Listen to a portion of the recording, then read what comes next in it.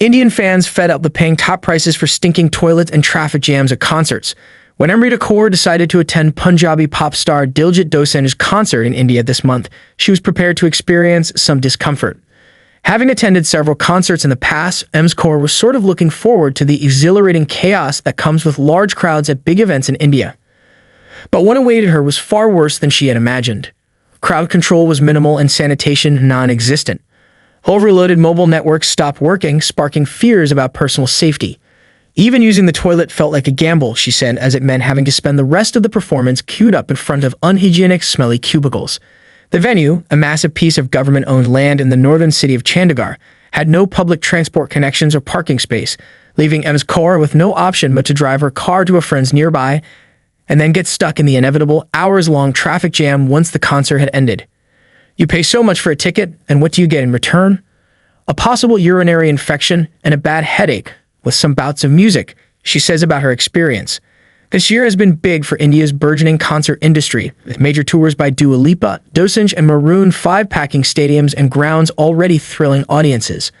Other international acts like Green Day, Coldplay, and Ed Sheeran are set to perform in the coming months. In fact, India's music concerts generated about 8 million rupees, $94.1 million, £75.3 million in revenue last year, a figure that is set to increase by 25% by the end of 2025. Young, well-to-do Indians are not just willing to pay more to see their favorite music stars, but are actively seeking out these events. In 2023, more than 400,000 people in India said they traveled to other Indian cities to attend live events. But despite the enthusiasm, many concertgoers say their experience has been far from ideal.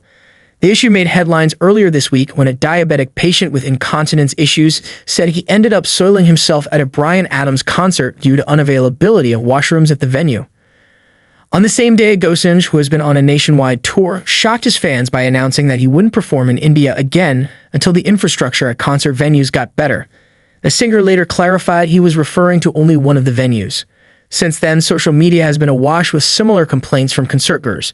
From booking tickets on dodgy scalping websites for astonishingly high prices to braving hours-long traffic before and after a show, often on a full bladder, fans say they have to pay with more than just money to see their favorite acts. Those who have the means are now opting to attend shows in other countries for a safer and generally more fun experience. At Adele's concert in Munich, the staff continuously cleaned the toilets, and it was super clean even after a 3-hour concert, says Ishika Gun, a Bengaluru-based lawyer.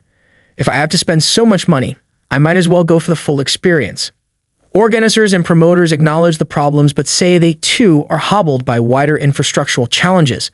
That's because India does not have enough venues dedicated to live concerts, forcing them to opt for suboptimal spaces or simply avoid certain cities altogether, all of which prevents the industry from scaling up, says Amol Kukreja, the co-founder of Skillbox, a live entertainment company that has organized more than 300 concerts.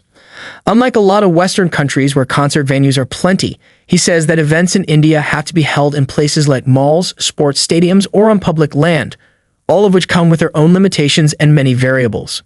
A mall might have better toilets and designated parking areas, but it won't necessarily be able to accommodate huge crowds the way a large barren ground located in a far-flung corner of the city with bad connectivity might.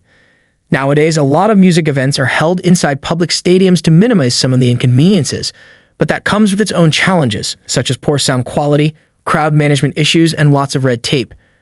Government-owned venues are more suitable for big events, but the process of booking them can often be a complex web of permissions and licenses, making them less attractive, Mr. Kukreja says. To address these gaps, organizers end up spending thousands of dollars on building temporary infrastructure at venues, the stage, temporary bathrooms, and parking spaces, before each concert, which could incur serious losses, adds Tej Brar, founder of Mumbai-based Third Culture, and the director of N7, one of India's biggest music festivals.